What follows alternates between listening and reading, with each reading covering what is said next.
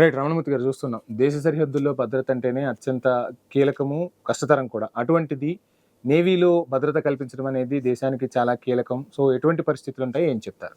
First of all నేను చాలా ప్రౌడ్‌గా ఫీల్ అవుతున్నానండి. ఈరోజు నేవీలో నౌకాదళంలో భారతీయ నౌకాదళంలో 15 ఏళ్ళు సర్వీస్ చేసి, ఈరోజు ఈ స్థాయిలో సెటిల్ అయ్యాను. నేను 15 ఏళ్ళు నేవీలో సర్వీస్ చేసి 2015లో రిటైర్ అయ్యాను. ప్రెజెంట్ అడ్వకేట్‌గా ప్రాక్టీస్ చేస్తున్నాను జిల్లా కోర్టులో మరియు హైకోర్టులో. నేవీ అనేది చాలా వాస్ట్ సబ్జెక్ట్ అండి. సముద్రం పైన గస్తీ కాయడం, ఆ సముద్రంలో డ్యూటీ చేయడం చాలా క్లిష్టమైన పరిస్థితులను ఎదుర్కొని నిల్చోవలసిన పరిస్థితి. సో వెరీ టఫ్ జాబ్ అండి. రైట్. మనతో పాటు స్టూడియోలో వివి రావు గారు ఉన్నారు, రిటైర్డ్ ఆర్మీ కల్నల్.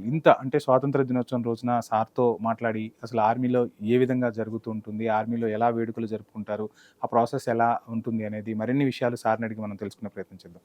రావు గారు నమస్కారం. నమస్కారం సార్. మొత్తంగా ఈరోజు మనం స్వాతంత్ర దినోత్సవ వేడుకలు జరుపుకుంటున్నాం. దేశం మొత్తం కూడా ఈరోజు ఈ వేడుకల్లో పాలు పంచుకుంటూ ఉంది.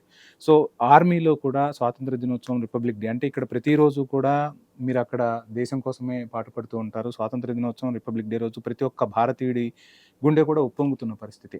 ఆ రోజు కూడా మీరు బోర్డర్లోనే ఉంటారు, అక్కడ మీరు విధుల్లోనే ఉంటారు. మీరు ఎలా సెలబ్రేట్ చేసుకునే వాళ్ళు, ఏం చెప్తారు సార్?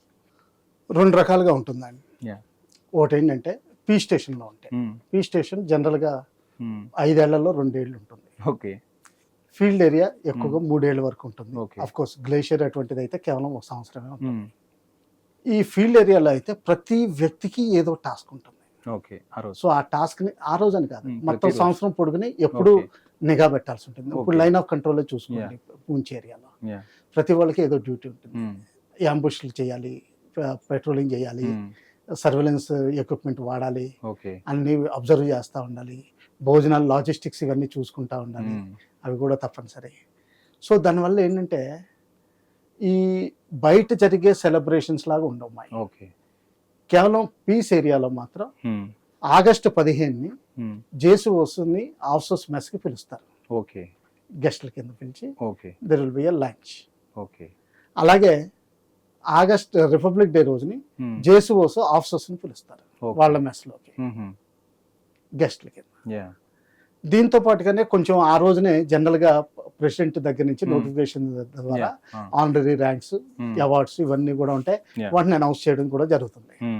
సో ఒకవేళ ఏదైనా యూనిట్కి ఏదైనా వచ్చి ఉంటే ఆ రోజు ఇంకా సంతోషకరమైన వార్త అవుతుంది. ఓకే. మిగతా పండుగలు అంటారా, అంటే కల్చరల్, రిలీజియస్ ఇటువంటి పండుగలు అంటారా, ఫీల్డ్ ఏరియాలో జరుపుకునే అవకాశాలు చాలా తక్కువ. అసలు మనుషులు కలవడమే కష్టం అవుతుంది. ఏంటంటే 10, 20 మ్యాక్సిమం 40 మంది హెడ్ క్వార్టర్స్లో ఉంటారు. ఓకే.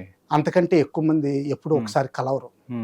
దాంతో ఏంటంటే లోకల్గా ఎక్కడికక్కడ ఒక అదే ఇప్పుడు మద్రాస్ రెజిమెంట్ చూద్దామండి. మన ఆంధ్ర తెలంగాణ వాళ్ళకి మద్రాస్ రెజిమెంట్, మద్రాస్ ఇంజనీర్స్, అలాగే ఆర్టిలరీ మద్రాస్ యూనిట్స్, వీటికి ఎక్కువ సంబంధం ఉంటుంది. కాబట్టి అక్కడ ఏం చేస్తారంటే ఓ స్వీట్ ఎక్స్ట్రా చేయడం, పాయసం ఎక్స్ట్రా చేయడం, పాపడ్ కొనడం, కొంచెం పెరుగు పెట్టడం. ఎందుకంటే గవర్నమెంట్ రేషన్లో పెరుగు రాదు, ఆ రోజు పెరుగు పెట్టించడం, ఇటువంటివి జరుగుతాయి. రైట్. మనకు త్రివిధ దళాలు అనగానే, గగనతలం అనగానే మనకు గుర్తొచ్చేది ఎయిర్ ఫోర్స్. సో ఈ రోజు అంటే స్వాతంత్ర దినోత్సవం రోజున ఎయిర్ ఫోర్స్కు సంబంధించి మనకు మరిన్ని విశేషాలు మనతో పంచుకునేందుకు జగన్మోహన్ మంత్రి గారు, రిటైర్డ్ వింగ్ కమాండర్, స్టూడియోలో సిద్ధంగా ఉన్నారు. సార్ని అడిగి మరిన్ని విషయాలు తెలుసుకునే ప్రయత్నం చేద్దాం. సార్ నమస్కారం. సార్ నమస్తే అండి. సార్ ముందుగా ఐ న్యూస్ ప్రేక్షకులకు స్వాతంత్ర దినోత్సవ శుభాకాంక్షలు మీ ద్వారా. ఐ న్యూస్ ప్రేక్షకులు అందరికీ స్వాతంత్ర దిన శుభాకాంక్షలు. మనందరం ఎప్పుడు ఎల్లప్పుడూ ఇలాగే స్వతంత్రంగా ఎప్పుడు సంతోషంగా ఉండాలి. సార్ చూస్తున్నాం మొత్తంగా ఎయిర్ ఫోర్స్ అంటేనే చాలా రక్షణ రంగంలో చాలా కీలక భూమిక పోషిస్తూ ఉంటుంది, మిగిలిన ఇద్దరిని సమన్వయం చేసుకుంటూ. అంటే ఇప్పుడు ప్రపంచంలో యుద్ధాలన్నీ కూడా చాలా కీలక దశకు చేరుకుంటున్నాయి. డ్రోన్లు, రకరకాల వ్యవస్థలు వస్తున్నాయి. ఇప్పుడంటే అధునాతనమైన విమానాలు, అధునాతన టెక్నాలజీ వచ్చింది. మీ టైంలో ఎలా ఉండేది ఎయిర్ ఫోర్స్లో? ఏమైనా ప్రేక్షకులతో పంచుకోగలరా? మనం త్రివిధ దళాల్లో అన్నిటికన్నా యంగెస్ట్ అనేది ఆలోచిస్తే ఇండియన్ ఎయిర్ ఫోర్స్ అండి. ఎక్కడైనా ప్రపంచం అంతా కూడా హిస్టరీ మొత్తం చూసుకున్నా సరే 115 సంవత్సరాల కన్నా లేదు ఎయిర్ ఫోర్స్ ఉపయోగించి. వరల్డ్ వార్ 1లో ఫస్ట్ టైం చిన్న మాత్రంలో యూజ్ చేశారు. దాని తర్వాత వరల్డ్ వార్ 2 కల్లా అదే మోస్ట్ ఇంపార్టెంట్ అనే దిశగా పరిగెత్తింది. ఇప్పుడు అసలు మనం ఆలోచించక్కర్లేదు.